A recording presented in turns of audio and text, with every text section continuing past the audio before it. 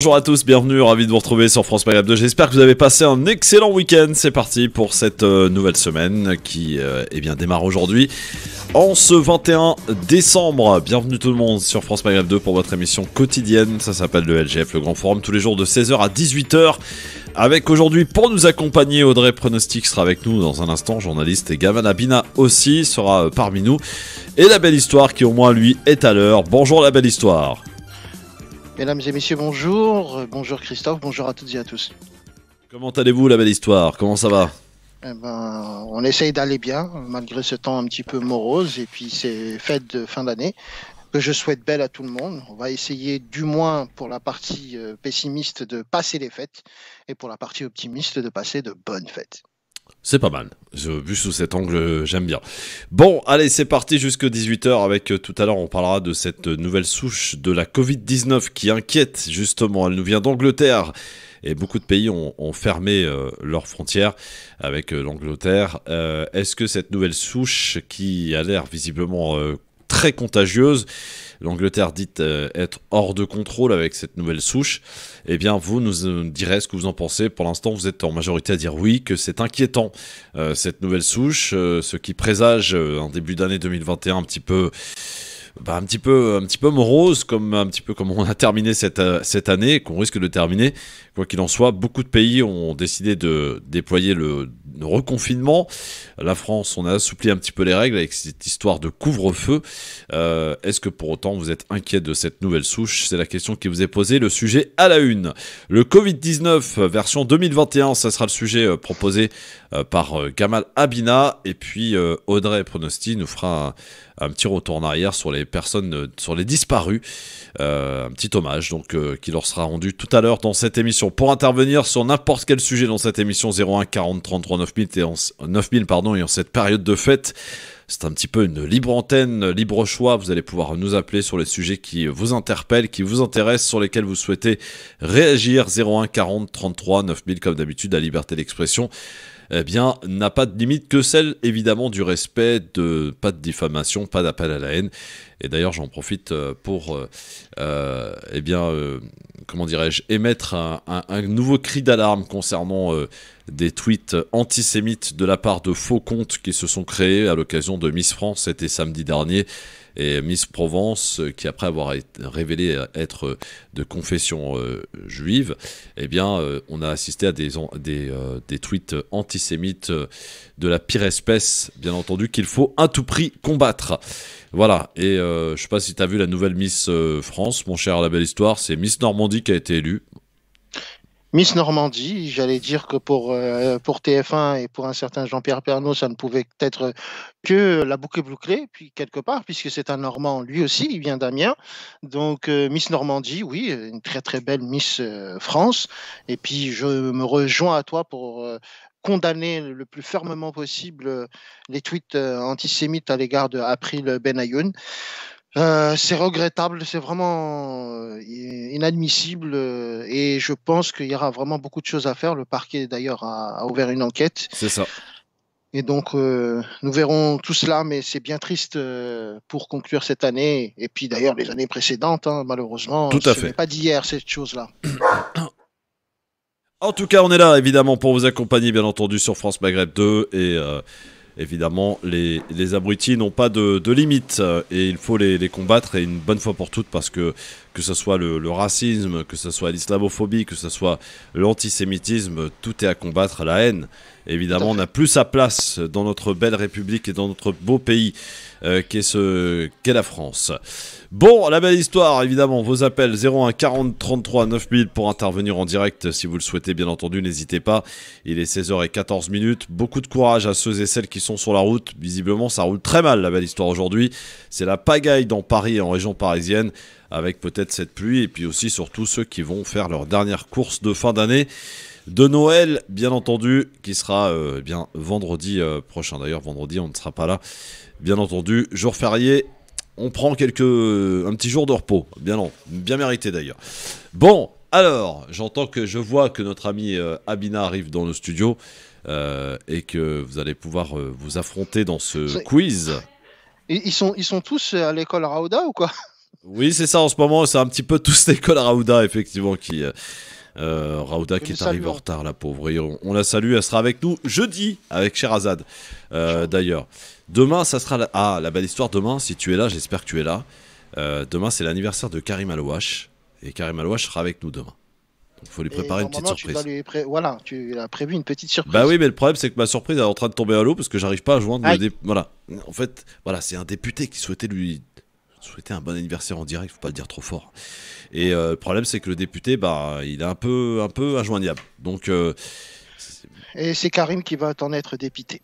C'est ça. Bon, alors c'est parti pour notre quiz, mon cher La Belle Histoire. Le quiz. Alors que Monsieur Abina entre dans les studios. Bonjour Monsieur Abina. Bonjour. Comment ça va? Très bien. Bon. Donc juste à l'heure pour le quiz. Hein. Tout juste. Tout juste. Bon, on va voir si tu vas... Qui va remporter ce match? Est-ce qu'il va manger Comment, La Belle Histoire? Non, il mange pas aujourd'hui. Pas aujourd'hui. Non, il mange pas. J'ai pas eu le temps. Non, il n'a pas eu le temps. Voilà, il fait le ramadan. Absolument. D'ailleurs, c'est bien en cette période de ramadan. Ah oui, tout à fait. C'est bien de le faire un lundi, d'ailleurs.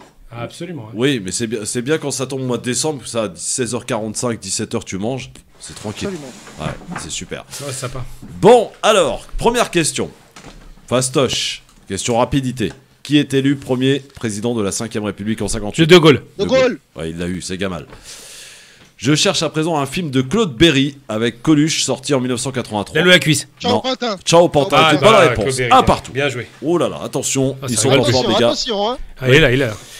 Où fut inauguré le premier Resto du Cœur en 85? Paris. Paris est une bonne réponse, inaugurée par Coluche. 2-1. Quel chanteur français met un terme à sa carrière au Palais des Congrès en 2007? Aznavour. Ce n'est pas Aznavour. Pas de chance. 2007. Eddie Mitchell. Ce n'est pas Eddie Mitchell. Chanteur français. Hallyday, peut-être, non? Ce n'est pas Hallyday. Il chante vraiment? Oui, il est décédé aujourd'hui. Ah.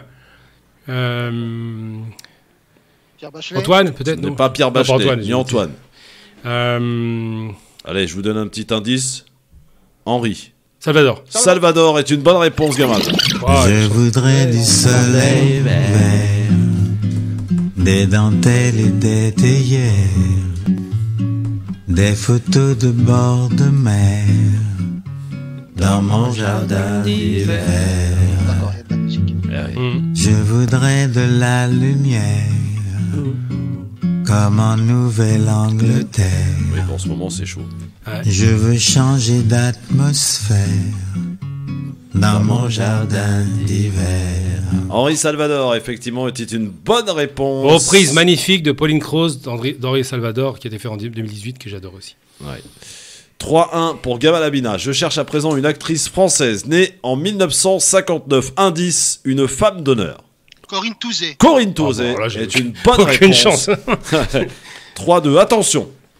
Attention, peut-être l'égalité va se jouer sur cette question. Je cherche un homme politique français, ancien banquier d'affaires. Macron. Emmanuel Macron.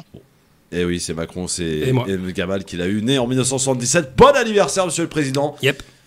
Et effectivement, il a 43 ans aujourd'hui. Le Et bon rétablissement. Oui, bon rétablissement, absolument. Pareil qu'il a l'air fatigué. Vous avez vu ce matin les images? Il avait un gros masque sur le nez. Non, j'ai pas vu. Il avait le visage un peu, visiblement, assez fatigué. On l'a vu dans une vidéo. En tout cas, il avait un gros masque pour cacher son côté pâle, peut-être, je ne sais pas. En tout cas, on nous dit qu'il va bien et qu'il se remet tranquillement de cette Covid-19 dont on n'a pas fini d'en parler d'ailleurs. N'est-ce pas, mon cher Gamal? Dans un instant, justement, la Covid version 2021. C'est toi qui as choisi de nous en parler. Oui, absolument.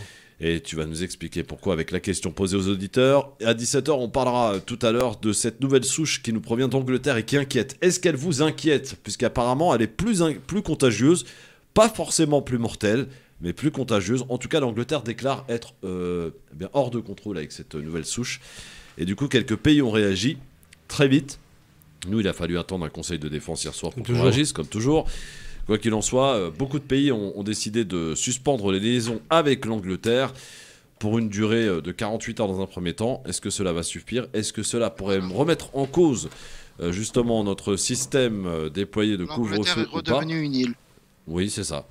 L'Angleterre est redevenue une île. Surtout depuis le Brexit. Oui, absolument, oui, absolument. Depuis le Brexit qui entre en vigueur d'ailleurs le 31 décembre. C'est ça. Oui. 16h21, bienvenue sur France Maghreb 2 dans un instant. On est de retour avec Gamal Abina et peut-être Audrey Pronostic coincé dans les bouchons. Ça roule très mal, la belle histoire qui lui va se plancher à l'écriture. Un petit mot proposé à la belle histoire, Gamal? Un petit mot. Oui. Oui. Anticonformiste. Anticonformiste. Alors, anti-constitutionnellement. Non, J'ai pas dit, trop facile celui-là, je l'ai pas dit. Anticonformiste. Anticonformiste, c'est plus facile. Bon courage, la belle histoire. Les auditeurs vont, j'en suis sûr, te. Et toi, Christophe? Oui, moi? Ah oui, bah Ah, écoute. le chien a dit waf. Ouais, voilà, il a dit waf. Bah waf alors, voilà. Débrouille-toi, waf. C'est ça. À tout de suite. France Maghreb 2. France Maghreb 2. Ça s'appelle le Grand Forum, les amis. On est là tous les jours, du lundi au vendredi. On prend pas de vacances sur France Maghreb 2. Non, on est là pour vous accompagner alors que toutes les autres radios sont en best-of. Nous, on est en direct, les amis, avec Gamal Abina aujourd'hui. Qui est arrivé, et Audrey Pronosti aujourd'hui. Bonjour Audrey. Bonjour Christophe, bonjour à tous les auditeurs et bonjour à Gamal. Ça va Gamal? Oui, très Ah, bien. ça fait longtemps puisqu'on s'est pas retrouvés. Ça fait quelques. Oh, Très très très longtemps. quasiment la décennie. Hein. Oh, allez, tu m'as manqué, voilà, je te le Pareil, dis, de même. ça sort du cœur. Ah, avec plaisir. Ok. Quel. Bon, tu vas nous parler de quoi tout à l'heure Audrey? Je vais parler des oubliés et à la fin, je vais rendre un hommage aussi à ceux qu'on n'oubliera pas. Très bien, très bien. Est-ce que tu as un mot à proposer à la belle histoire qui devra l'incorporer dans sa chronique de fin d'émission, Audrey? Un mot qui te passe par la tête. Espoir. Espoir.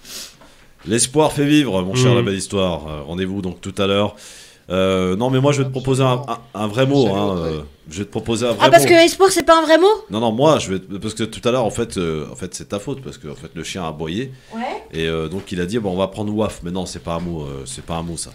Donc on va prendre un vrai mot, la belle histoire. Quel arnaqueur.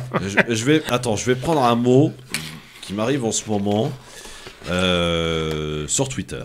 Voilà. Je sors pas du dictionnaire. Hein. Non, t'inquiète pas. Je vais prendre. Je salue Audrey par la même occasion. Et merci pour le cours d'italien. Ah, le cours d'italien. Elle a pas mis son casque. Voilà. Bah non, je suis en train de chercher l'adaptateur. Adaptateur. Comment ça, y a pas d'adaptateur dans cette radio? Ah oui, je sais pourquoi il me demande à moi en italien. C'est parce qu'hier, je lui ai fait une présentation en italien sur en mémo. Buenos Aires. Ah non, c'est pas l'italien, ça. Ok. C'est ça. Exactement. Bon, il y a qu'un seul mot que je sais dire en italien, mais je le dirai pas ici. Ouais, non, je sais très bien ce que tu vas dire. Voilà, Oh là c'est là. ça. Oh, c'est Bon, pas ton mot là. Alors, mon mot, c'est arnaqueur. Je serais même tenté de dire des arnaqueurs intellectuels, mais bon, ça leur va Ouais, pas. non, Si je leur non, dis mais intellectuel... t'inquiète. Non, Ça y est, mais si je dis intellectuel, ça leur va pas à tous ces... comment dirais-je... ces animaux sur Twitter. Bon, voilà. Parenthèse refermée. Donc, la belle histoire, bonne écriture, et puis les auditeurs, auditrices qui pourront et qui interviendront dans cette émission, n'oubliez pas de me le rappeler d'ailleurs, pourront proposer Poisson leurs mots. rouge. Évidemment que la belle histoire devra incorporer dans sa chronique de fin d'émission tout à l'heure. Tiens, demain, Karim Alouache sera avec nous. Rudy Kazi, Karim Alouache, c'est son anniversaire demain, les amis. Faut lui souhaiter un bon anniversaire demain. Absolument. Et puis, voilà, notre rescapé du Covid. Mercredi, il y aura qui? Il y aura Pierre-Henri et peut-être Broyaki qui nous fera une petite visite. Jeudi, Raouda et Lamri et Sherazade Bimorgan. Et vendredi, on sera en train de manger la bûche. Bah oui, parce que nous aussi, on a droit à la bûche. Voilà. Alors, c'est parti. On va parler avec Gamal Abina de ce Covid-19, de la Covid-19 version 2021. Gamal, explique-toi. Oui, juste que je dois récupérer mon casque là, il m'était retiré. Ouais. Ah oui, on te retire ton casque comme ça. À l'instant, ouais, d'autorité. Voilà, merci Audrey. Ah, pardon. C'est sympa. Pardon. J'ai débranché son casque, le pauvre. D'accord, c'est ça. Donc, alors la Covid... oui, mais forcément, le mien ne pouvait pas fonctionner. Attends, justement, On est en train de se C'est battre. du grand n'importe Non, on est quoi bien. dans cette radio. Non, Voilà, en fait, je on est tiens en à train le de se dire. battre. Alors c'est vrai que les autres radios au moins sont en best-of, c'est propre, c'est carré, c'est nickel. Nous on est en direct, c'est le bordel. Ouais, Voilà. mais nous, on est nature. Ouais, c'est ça. Ouais. Ah, c'est Alors, mieux, c'est bon, j'ai. Voilà. Gamal Abina, le Covid-19 version 2021. Alors voilà, donc pour revenir à cette actualité permanente depuis quasiment un peu plus d'un an maintenant, depuis sa déclaration à Yuan il y a un an, déclaration au cours de laquelle cette maladie s'est manifestée, pour laquelle les Chinois, même au départ, n'ont pas pris les choses au sérieux, et le reste du monde n'a pas pris la Chine au sérieux. On s'est rendu compte rapidement, après une diffusion massive et généreuse de la part des transporteurs de l'aviation civile qu'effectivement le virus était diffusable massivement dans le monde. Eh bien, on fait un bilan un an après, on a à peu près 0,1% de morts aux États-Unis. On a à peu près le même nombre de morts en France, 60 000. Si vous proportionnez à la population américaine, 6 x 5, 30, ça fait 300 000 morts. Donc on est à peu près au même niveau de dégradation de la situation, avec un système français de soins qui est largement meilleur que celui des États-Unis, puisque ce n'est pas un système privé. Et tout ça pour dire quoi? Pour dire qu'il y a deux pays aujourd'hui qui nous inquiètent. En premier lieu, et on en a peu parlé, l'Afrique du Sud, qui a une variante, un nouveau variant du virus qui est arrivé, une mutation du virus, qui est nettement plus agressive que le premier. Bien évidemment, ça devait arriver avec des millions de personnes contaminées. Et l'Angleterre, deux pays qui sont un peu parents de par leur histoire, mais surtout deux pays qui, pour des raisons de système économique, n'ont pas forcément les meilleurs systèmes de soins au monde. Et donc, ces deux pays-là sont frappés par une mutation du virus qui a inquiété toujours depuis le début, parce que les gens ont perdu de vue, c'est que la peur que les états-majors ont, c'est pas qu'un virus tue des vieux, ça, c'est accepté. La vraie peur qu'ont les états-majors, c'est qu'il y ait une variation, c'est-à-dire une mutation du virus qui se mette à tuer des gens beaucoup plus jeunes et en meilleure santé. C'est ça qui fait peur. Et donc, je parle de Covid 2020, parce que malheureusement, la mutation a déjà été opérée, déjà observée dans deux pays, donc, contrairement à ce que dit le professeur Raoult, pas en Afrique du Nord, mais bien en Angleterre et en Afrique du Sud. Et cette mutation qui était à craindre depuis des mois semble être avérée, avec un virus beaucoup plus agressif, pas forcément plus mortel, mais la crainte réelle, c'est que ce virus mute et devienne un virus extrêmement pathogène, extrêmement violent, extrêmement criminel, je crois dire ça comme ça. Et c'est ce qui fait craindre le pire. C'est-à-dire que 2020 a été une année catastrophique, je ne vous le cache pas, on a eu beaucoup de morts autour de nous, maintenant il n'y a pas une personne qui peut dire qu'elle n'a pas connu un mort. Et de l'autre côté, 2021, s'il y a effectivement une mutation du virus, ça risque d'être le fameux Covid 2020, finalement, un Covid extrêmement agressif, extrêmement violent. Et la raison qui m'inquiète le plus, c'est de savoir est-ce que les gens ont pris ça au sérieux. J'en suis pas certain, réellement. C'est surtout des contraintes, il y a beaucoup de complotisme, beaucoup de bêtises de ce genre. Et surtout, est-ce que le vaccin, promis par plusieurs États, Angleterre, Allemagne, États-Unis, Russie avec Sputnik, est-ce que ce vaccin-là sera une réponse adaptée à une variation, une variante, donc à une mutation du virus beaucoup plus agressive? C'est ça qui m'inquiète réellement, c'est la question que je poserai au public s'ils veulent répondre. Très bien. Alors, je vais un peu te taquiner, mon cher gamin, mais tu faisais partie de ceux qui, au mois d'avril-mai, disaient on en a terminé avec ce virus, on en fait trop, ça y est, c'est fini. Totalement, et j'assume pas. Non, j'assume mes propos. Je pensais qu'on avait des dirigeants dans les pays occidentaux en particulier, qui étaient les plus malins, soi-disant. Je les pensais suffisamment sages pour profiter de cette formidable opportunité qui était un été très chaud. Je rappelle que la France n'a jamais connu une année aussi chaude depuis 100 ans. Pour enfin agir, c'est-à-dire dépister les malades, parce que ça ne part pas comme ça, un virus. Il faut quand même dépister les malades, les isoler, les soigner. C'était ça qu'il fallait faire. On avait cette possibilité. À un moment donné, je rappelle qu'il y avait eu 9 morts en une journée. C'est-à-dire qu'on était vraiment dans une période où on avait une canicule assez intense, qui stoppait la propagation du virus et qui permettait d'espérer que les autorités prennent la décision qui était absolument nécessaire, à savoir dépister les malades massivement, faire un dépistage de toute la population en fermant les frontières. C'est ce qui aurait dû être fait. Ça n'a pas été fait, donc évidemment, ça a complètement invalidé mon pronostic, puisque moi j'espérais ça. J'espérais pas seulement un miracle d'un virus qui serait parti de façon spontanée. C'est déjà arrivé, mais c'était trop massif pour que ça arrive. En revanche, effectivement, j'ai été déçu, parce que quand j'ai entendu le discours de Macron, je crois que c'était au mois d'août, me semble-t-il, qui disait que c'était ridicule de dépister, et qu'aujourd'hui, quand c'est trop tard, on se met à dépister massivement, je me pose la question sur réellement la gestion de la chose publique par les autorités. Oui. Audrey, sur la tendance à venir, le virus version 2021, est-ce qu'il y a de quoi être inquiet au vu de ce que l'on a comme retour, et surtout ce qui se passe en Angleterre, qui commence à inquiéter pas mal de pays, puisqu'on a fermé les liaisons. La France a attendu hier soir, après un conseil de défense, un énième, on en est à plus de 50 conseils de défense depuis l'arrivée de Macron au pouvoir. Est-ce que finalement, est-ce que ça t'inquiète ? Bah écoute, je vais probablement t'étonner parce que j'ai plutôt tendance à m'inquiéter assez rapidement. Moi, je sais que j'ai fait partie vraiment de ceux qui se sont inquiétés, qui se sont alarmés dès le début, dès qu'on a commencé à parler justement de la pandémie. Enfin bref, je me suis dit ça y est, c'est la fin du monde. Enfin bref, je vais peut-être un peu loin, mais bon voilà. Par contre, concernant la mutation du virus, je suis pas particulièrement étonnée parce que justement, c'est la définition même d'un virus. Un virus, il mute.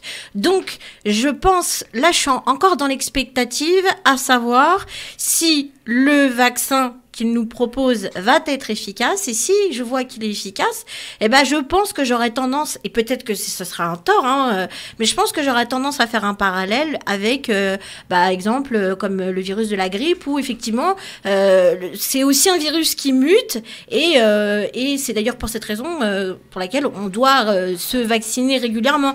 Mais en fin de compte, je pense que vu la situation, vu tout ce qu'on nous a dit, vu toutes les déclarations à tort et à travers, et ben là j'ai juste envie de me dire attendons, et je suis pas spécialement dans l'inquiétude là pour le coup. Gabriel Attal, le porte-parole du gouvernement, nous a déclaré aujourd'hui que tout était prêt pour le début d'une campagne de vaccination dès le début de la semaine prochaine, donc ça va aller très très vite.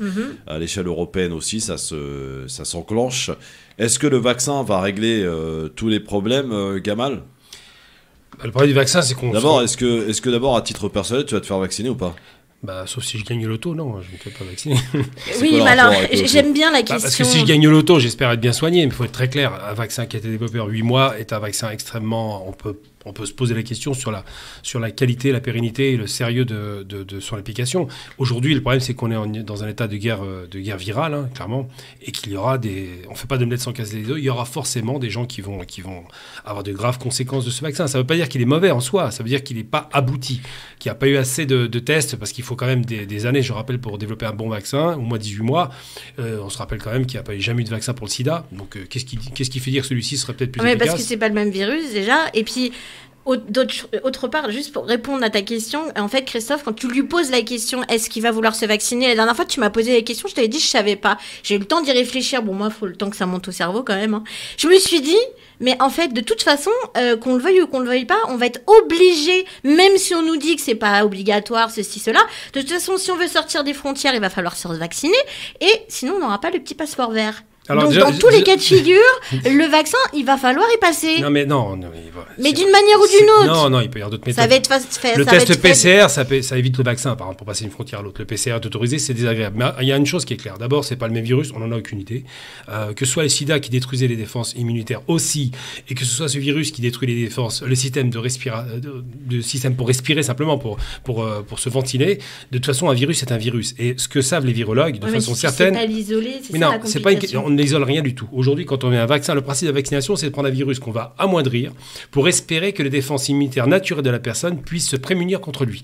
Or, le problème dans ce cas de figure, c'est que ça ne nous intéresse pas de vacciner des gens qui sont en bonne santé. C'est un peu comme la chloroquine. Ça soigne des gens en bonne santé, ça ne m'intéresse pas. Ce qui est intéressant, c'est de soigner des gens qui sont faibles, qui ont des problèmes. Si on doit vacciner des vieux qui meurent 2 semaines après, c'est pas un vaccin, ça n'est pas un médicament, bien évidemment. L'idéal, ça aurait été effectivement des procédures préventives. À savoir quoi ? Trouver un médicament et non pas un système de protection naturelle de l'homme contre un virus. Je parle de la protection, c'est booster les défenses immunitaires. C'est ça la vaccination. Ouais. Donc aujourd'hui, on en est très loin de ça. On est incapable de dire quel sera, puisqu'il n'y a pas de recul. On n'est qu'à 8 mois de développement d'un vaccin qui a été fait vraiment, même s'il y a des milliards qui ont été injectés. C'est là où je te rejoins. On n'a pas le recul. Et là, je m'inquiète. Là, par contre, je m'inquiète. Mais de toute façon, on n'a pas le choix. On n'a pas le choix. On va nous proposer ce produit. Donc, de toute façon, c'est ça ou rien. Et dans tous les cas de figure, si on le prend pas... Audrey, ce qu'elle te dit, Gamal, ce qu'elle vous dit, c'est que le vaccin est certes pas obligatoire, mais qu'il sera... non pas fortement conseillé, mais qu'il sera une nécessité si on veut faire telle ou telle chose. Bien évidemment, mais c'est vrai que les complotistes, ils vont très loin pour aller au restaurant, pour je ne sais quoi, pour aller au travail. Je ne sais pas si je pense qu'on est dans un pays de droit et que ça passera jamais.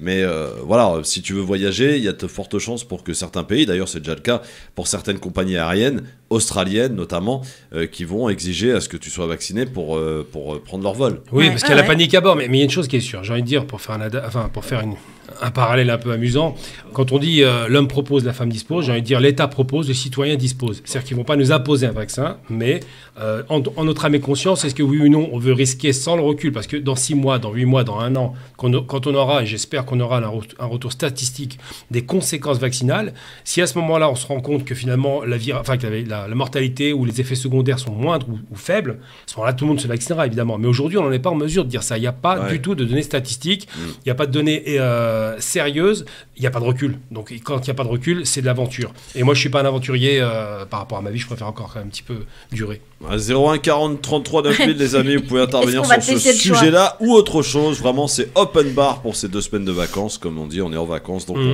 voilà, on vous accueille. Vous pouvez nous parler de ce que vous voulez. Si vous voulez en mettre une couche à Gamal, n'hésitez pas. Audrey, pareil. Allô, bonjour.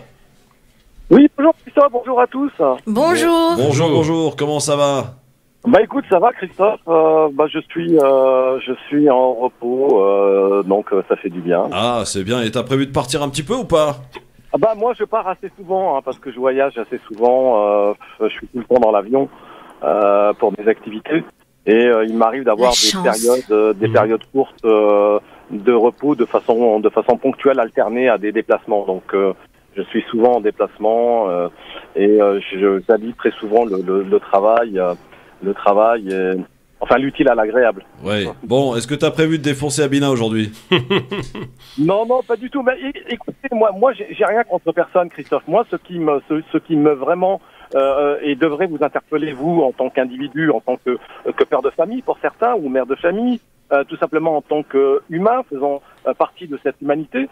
Moi, je vais vous dire, Christophe, je suis relativement à l'abri du besoin. J'ai vécu, plus relativement jeune. J'ai été avocat international, j'étais avocat fiscaliste, juriste de formation. J'ai ensuite rejoint des amis dans le cadre d'un développement d'une société d'import-export. Donc, je suis relativement à l'aise, mais nous avons tous des enfants, nous avons tous à nous préoccuper de cette humanité qui, aujourd'hui, lorsqu'on prend un peu de recul par rapport à certaines choses, certains faits qui se sont déroulés, on ne peut pas faire comme si on n'avait rien vu.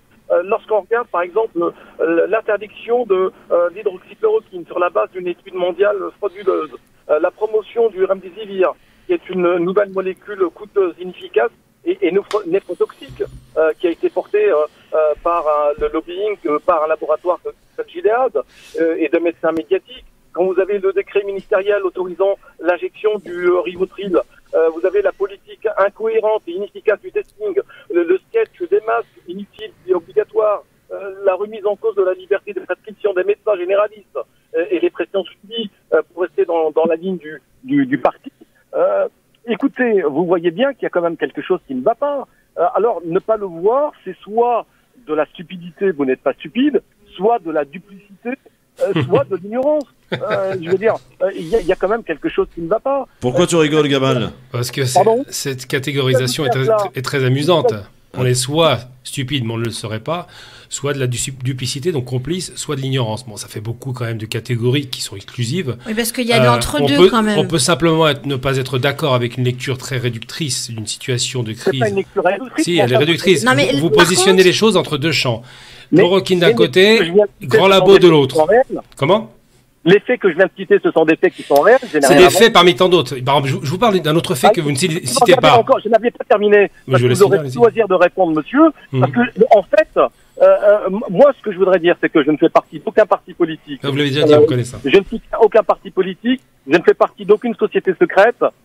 Et je n'ai aucun intérêt dans tout cela. Donc, il est important de savoir d'où les gens parlent pour donner leur point de vue. Je pense que ça me paraît important. Et quand vous dites aujourd'hui la mise à l'écart d'un professeur internationalement reconnu, comme le professeur Perron, qui a plein de problèmes parce qu'il a osé dire ce qu'il a dit, ce dont tout le monde est informé, le professeur Raoult, tous ceux qui ne sont pas dans la doxa officielle, quand vous voyez le vaccin ou le pseudo-vaccin à ARN dont le monsieur vaccin lui-même dit prendre des précautions pour lui-même, puisqu'il a il y a quelques jours, il a fait un petit topo où le moins qu'on puisse dire, c'est qu'il a été plus que tiède sur la non toxicité de ce vaccin, et quand vous voyez tous les relais qui sont mis dans les médias non mainstream, je vous l'accorde, mais dans certaines personnalités qui prennent la parole pour dénoncer les risques liés à ce vaccin ARN, qui n'est pas un vaccin, qui est un nouveau truc qui n'a jamais été testé à grande échelle sur l'humanité. Ouais. Et vous êtes en train de me dire tranquillement que tout va bien, que... Mais qui a dit ça? Monsieur, Personne n'a dit ça. Je dis vous catégorisez. Monsieur, si je puis me permettre, je vous ai écouté avec attention et effectivement, ce que vous dites, je vais pas vous dire que c'est faux, puisqu'effectivement, mais voilà, à aucun moment, en tout cas, je ne pense pas, ni Gamal ni moi, avons soutenu le contraire. Mais une fois qu'on a dit ça et qu'on se rend compte de tout ça, moi, je peux même rajouter un fait que vous avez effleuré tout à l'heure concernant l'inquiétude du corps médical. Je vous parle aussi du médecin de ville, qui, et là je parle et j'en connais beaucoup, notamment dans ma famille, qui au départ de la crise sanitaire n'avait aucune indication, aucune protection. Et aujourd'hui encore, on est à la fin 2020, aujourd'hui ils ne savent toujours pas comment gérer les choses. Alors évidemment, on va leur proposer le vaccin, eux-mêmes ils savent pas. Donc, même si on a fait des années d'études, de médecine, même si on constate des choses, des faits, et voilà. Et une fois qu'on a dit ça, nous, êtres humains. Tout à l'heure, non, mais je termine juste ma phrase, monsieur. Parce que je vais vous poser une question et vous allez peut-être pouvoir me répondre parce que moi, je n'ai pas la réponse. Nous, en tant qu'êtres humains, une fois qu'on a constaté tout ça, qu'est-ce qu'on peut faire? Parce qu'on est dans l'ignorance totale. Écoutez, madame, je ne sais pas ce qu'il faut faire, mais en tout cas, je sais ce qu'il ne faut pas faire. Et ce qu'il ne faut pas faire, c'est ne pas se résigner tel comment dirais-je, des moutons qui vont à l'abattoir, des victimes. Ah, mais j'ai pas dit qu'il fallait se résigner, mais on n'aura pas d'autre choix que de se faire vacciner. Allons-y. Mais on en reparlera. J'espère que vous avez raison, mais on en reparlera. Déjà pour remettre les pendules à l'heure, parce qu'il y a beaucoup de choses qui sont dites. Alors moi, je lis toujours entre les lignes quand vous parlez, parce que c'est très évident, malheureusement. Vous dites que vous n'êtes pas d'une loge, que vous n'êtes pas d'un parti, vous n'êtes pas d'aucune obédience et d'aucune influence. Bon, l'influence, elle est évidente aujourd'hui, je l'entends. C'est un peu tout ce qui est relayé dans les réseaux sociaux. D'abord, juste un instant. J'ai dit que l'influence Raoult, attendez, je vous ai laissé parler pendant 5 minutes. Écoutez-moi. Je vous ai laissé parler pendant 5 minutes. J'ai eu la courtoisie de vous laisser aller jusqu'au bout de votre propos. Maintenant, laissez-moi analyser ce que vous venez de dire. Donc, quand on dit qu'on est pro-Raoult, anti-Raoult, on devient tout de suite dans une posture partisane. D'abord, c'est pas parce qu'il est reconnu au niveau international, et il n'est pas le seul, il y en a des milliers, que ça fait de lui quelqu'un qui a raison. C'est quelqu'un d'excellent dans certains domaines, mais sur ce... Je vais vous expliquer dans un instant. Sur cette question virale, tous les scientifiques, lui compris, pas moi, lui compris, reconnaissent qu'ils ne le connaissent pas. C'est normal, il vient d'apparaître. D'accord? Donc ça, c'est une réalité. C'est pas d'où je parle. C'est un fait. Il faut être un imbécile pour ne pas le reconnaître. Non, mais je finis mon propos. Maintenant, vous positionnez les choses comme, et c'est là où vous m'intéressez. Ça me rappelle les platistes qui disent que la Terre est plate. Réponse, pourquoi le diraient-ils? Quel est leur intérêt? Pourquoi cacher que la Terre serait ronde ou plate? Ça n'a aucun intérêt. Ben là, c'est pareil. Évidemment que les laboratoires, ce qu'ils appellent Big Pharma, pour faire simple, évidemment que les laboratoires ont un intérêt à choper un marché mondial de 7 milliards d'habitants. C'est extraordinaire pour tous les laboratoires du monde. Juste un instant. Je finis juste. Oui, si vous voulez, mais laissez-moi finir. Tous les laboratoires du monde ont un intérêt personnel, un intérêt financier, un intérêt boursier à choper la pilule miracle. On va l'appeler comme ça. Mais de là à dire que vous n'avez pas. Écoutez, moi juste un instant. Je finis mon propos et vous pourrez relayer. Pourquoi vous n'avez pas évoqué, par exemple, une piste très sérieuse qui avait été émise par les Chinois? Parce que je vous rappelle que la chloroquine, c'est les Chinois, c'est pas Raoult. Raoult, il a fait que reprendre les études chinoises. Oui. Pourquoi vous n'avez pas évoqué la piste, par exemple, de la vitamine C qui a de très bons résultats en préventif? Pourquoi vous n'en parlez pas de ça?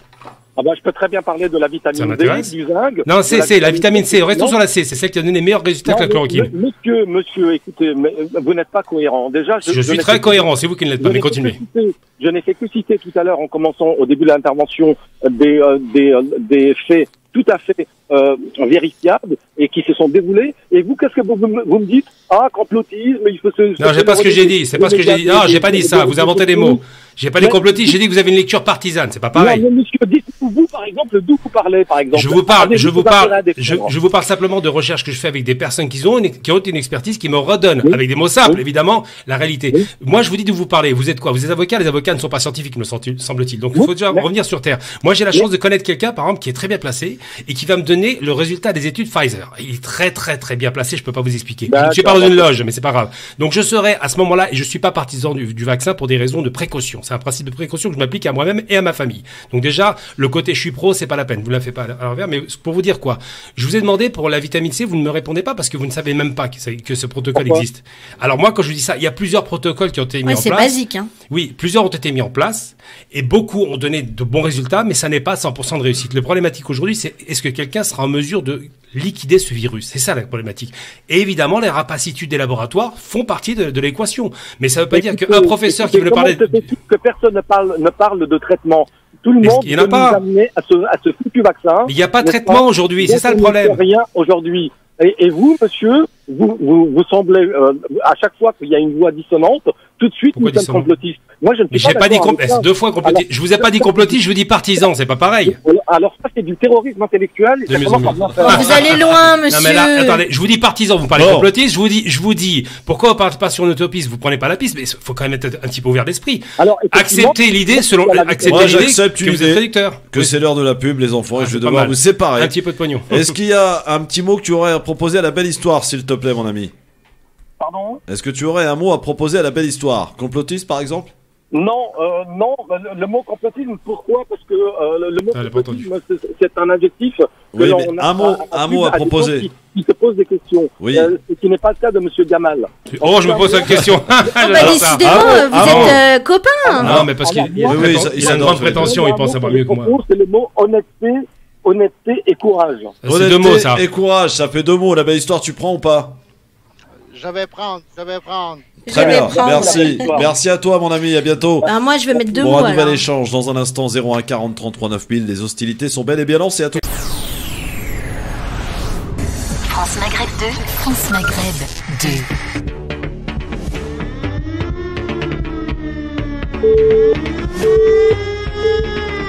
Le grand forum sur France Maghreb 2, merci d'être avec nous. 01 40 33 9000. Abdelmajid, qui est avec nous depuis Marseille, n'a pas patienté qu'il nous rappelle. En tout cas, il est bienvenu comme vous tous, bien entendu, pour échanger avec nous, pour essayer de comprendre, analyser de manière objective. Bien entendu, on essaie, en tout cas, tant bien que mal. Avec Gamal Amina et Audrey Pronostic sont avec nous et un auditeur par ici. Bonjour.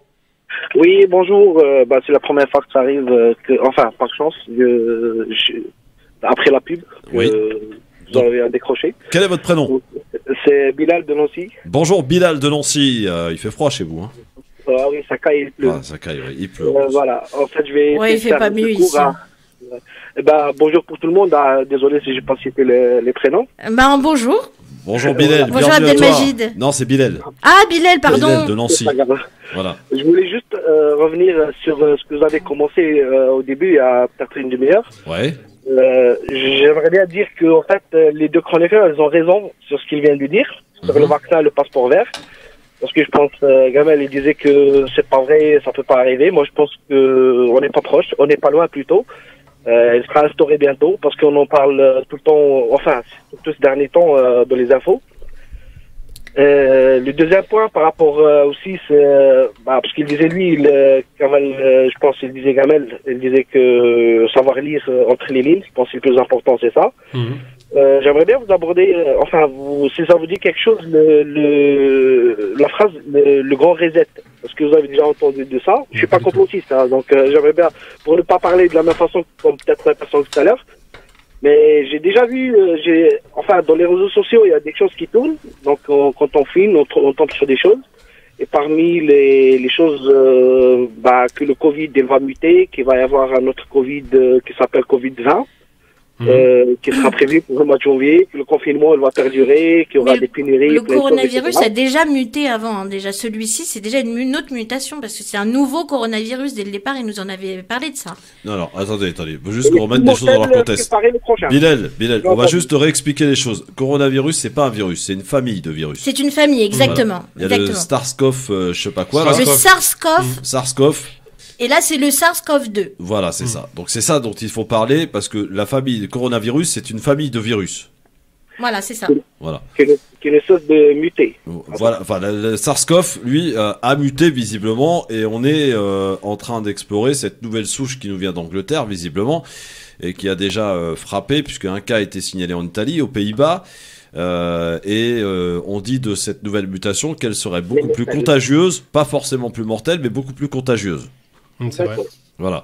D'où ma question aujourd'hui, est-ce que ça vous inquiète? Voilà, est-ce que vous êtes inquiet? Oui, très inquiet, mais en plus, beaucoup plus, moi, c'est pour l'histoire de passeport vert, obliger les gens à... Parce que ce qui paraît, c'est pas que pour voyager, c'est pour aller dans les salles de cinéma, théâtre et tout ce qui va avec. Et je suis très inquiet. En plus, vous avez parlé tout à l'heure que c'est normal qu'il y a un virus, qu'on s'appelle un vaccin, il faut minimum 18 mois minimum. Je parle du minimum, ce n'est pas 4 ans, 5 ans. Donc, au bout de 2 mois, il est déjà présent le vaccin. Moi, perso, je ne suis pas pour. Je pense qu'il y en a plein qui ne seront pas pour. Est-ce que vous allez vous faire vacciner, vous, Bilal? Si vous avez le choix de ne pas le faire, est-ce que vous allez le faire ou pas? Bah, justement, c'est là où ça coince. C'est comme nous, par exemple, moi, je suis d'origine maghrébine, je voyage dans le Maghreb. Donc, si je on va pas vous laisser le choix. Faire vacciner pour aller, donc je ne sais pas comment faire. Voilà. C'est la question qui se pose. Et est-ce que le gouvernement, il va adhérer à ça, va obliger? Je pense après, c'est grand, c'est vaste comme sujet. Hein. Il y en a ceux qui seront pour les policiers, d'autres qui sont contre. Mais bon, après, on verra. Ok, Bilal. Bilal, un petit mot à proposer pour la belle histoire tout à l'heure, pour sa chronique de fin d'émission. Quel est ce mot, Bilal? La peur. La peur. Peur. Il a peur, Bilal. La belle histoire. Ça n'a aucun rapport avec le sujet dont on vient d'aborder juste avant. Mais j'acquiesce, effectivement. La France a peur. C'est pour ça que nous allons l'évoquer sur France Maghreb 2.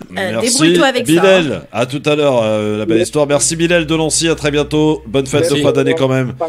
Merci à vous. 01 40 33 9000. Vous continuez de nous appeler, de nous donner votre sentiment. Est-ce que oui ou non, vous allez vous faire vacciner s'il y a la possibilité de choisir? Parce que si j'en écoute Audrey et quelques auditeurs, on se dirige vers quand même quelque chose d'une nécessité de se faire vacciner. Moi, ça me posera un problème, un titre personnel. Moi qui n'ai absolument pas envie d'être le cobaye au profit des laboratoires. Voilà. Donc, il n'est pas question pour moi de me faire vacciner, ne sachant même pas ce qu'il y a dedans. Je veux dire, voilà. Donc, ça va être compliqué. Est-ce qu'il y aura des conséquences à plus ou moins long terme? T'as vu qu'aux États-Unis, il y a des cas. D'ailleurs, j'en avais parlé déjà la semaine dernière, mais là, ils en ont reparlé encore dans les articles. Il y a des cas d'allergie sévère, hein, quand même. Hein. Il y a des réactions sévères allergiques. Hein. Tant que c'est qu'une allergie, à la limite, c'est pas très grave. Oui, ils répondent à ça que ce sont des gens qui sont déjà sujets à des terrains allergiques. Qui sont prédisposés. Attendez, bougez pas. Il y a Gilbert là qui a des choses à nous dire. Apparemment, on est très tendancieux. Bonjour, mon Gilbert. Alors. Bonjour. Bonjour Gilbert. Est-ce que ça serait pas bien d'habiter les professeurs Raoult et Perron? Ils viendront pas. Alors attendez, mais déjà d'une, on les a invités. Perron est déjà intervenu sur France Maghreb 2. Je l'ai interviewé il y a pas très très longtemps. Et j'aime beaucoup d'ailleurs ce monsieur. Il est très charmant. Et je regrette même qu'il a été censuré par quelques médias parce qu'effectivement, il disait des choses qu'on n'entendait pas ailleurs. Donc le professeur Perron, pas de problème. Pour ce qui est du professeur Raoult, on l'a invité, il nous avait dit oui dans un premier temps. Et vu qu'il a été sollicité par BFM TV et CNews, il a considéré que les petits médias, c'était pas très intéressant. Alors, je voulais dire autre chose. Je trouve le discours de Gamel Abdillah qui prend exemple pour la Chine, mais la Chine, elle extermine les Ouïghours. Alors je pense que la Chine, c'est pas un exemple à prendre. Hein. Mais quel rapport? Mais quel rapport? Bah, l'extermination des Ouïghours, et la Chine a profité du virus pour exterminer les Ouïghours. Non, d'abord c'est faux. Ils n'exterminent pas les Ouïghours. Si vous voulez quelqu'un qui extermine, non, mais je suis très au courant. Hein, je suis un petit peu informé. Qui extermine des musulmans, il faut aller du côté du pays soutenu par l'Occident d'ailleurs. Avec Aung San Suu Kyi, c'est la Birmanie. La Birmanie. Mais tu peux pas dire que la Chine n'exécute pas des Ouïghours. Non, la Chine n'exécute pas de Ouïghours. Aujourd'hui, c'est pas établi. Il y a des camps, il n'y a pas d'exécution. Ils n'exécutent pas, ils rééduquent. Comment ça rééduquent? Attendez, bougez pas, Gilbert. Gilbert, calmez-vous. Je vais utiliser le terme exact. La Chine c'est quoi ça? C'est les méthodes chinoises. Attends, mais tu me fais peur là. Non, je suis en train de santé, je vais très bien, il n'y a pas de problème. Non, mais il n'y a pas de souci. Pour vous, Gilbert. Mais pourquoi vous dites ça? La Chine n'exécute pas, elle rééduque. Je traduis. Dans les méthodes communistes, quand on n'est pas d'accord avec le communisme, on est rééduqué. Ça ne veut pas dire. Ça fait peur. Mais non, mais je traduis. Je traduis ce qui est dit par les Chinois. Alors quand on me dit les Chinois exécutent, ça m'énerve parce que c'est faux. Oui, les Chinois maltraitent. En fait, les là, Chinois surtout, c'est qu'il n'y a pas de rapport avec le vaccin. Oui, mais d'accord, mais pour répondre à cette question, parce que j'ai la raison on a dit que c'était ouvert aujourd'hui. Donc, les Chinois maltraitent. Les Chinois ont tendance à vouloir écraser une culture qui est d'origine turque d'ailleurs, pour être très clair. Les Chinois ont un problème avec ces revendications territoriales, c'est un fait, parce que c'est une des régions les plus chères, le Xinjiang. Mais les Chinois n'exécutent pas. Il faut arrêter de raconter des histoires. Si vous voulez des exécutions de masse, si vous voulez des massacres de masse, il faut aller en Birmanie. Là, on les a vu les images. On peut quand même dire qu'il les torture. Hein. Il les torture. Il n'y a pas de problème. Mais il n'y a pas d'exécution pour l'instant. Il faut arrêter de dire. Il parle d'extermination. Attends, on va en Birmanie, on peut discuter. Pas en Chine. Les masques qui sont vendus, la plupart des masques, ils viennent de Chine. Hein. Comment? La plupart des masques. Ils viennent de Chine. Évidemment, c'est l'atelier du monde. C'est l'atelier du monde. Ouais, à qui la faute? La démocratie soit pas. On donne l'argent à la Chine et la France s'endette vis-à-vis de la Chine. Mais à qui la faute? C'est le monde entier qui a voulu exploiter les Chinois à bas prix. Maintenant que les Chinois sont une grande puissance, on s'en plaint. Bah non. Si les Français, par exemple. Grande puissance, dictature. Évidemment, c'est une dictature, mais les États-Unis, c'est une démocratie. C'est la même chose que pour moi de l'Allemagne nazie de Hitler. Non, c'est n'importe quoi. Alors là, Non. Bah, c'est ce que je pense. Hein. vous pensez ce que vous voulez, mais vous connaissez pas le nazisme pour dire ça. Bon, Et Gilbert. un mot pour la belle histoire, uniformité. Uniformité, la Très belle bien. histoire. Bon, Uniformité, très beau. ça marche. Merci Gilbert, à Merci. bientôt.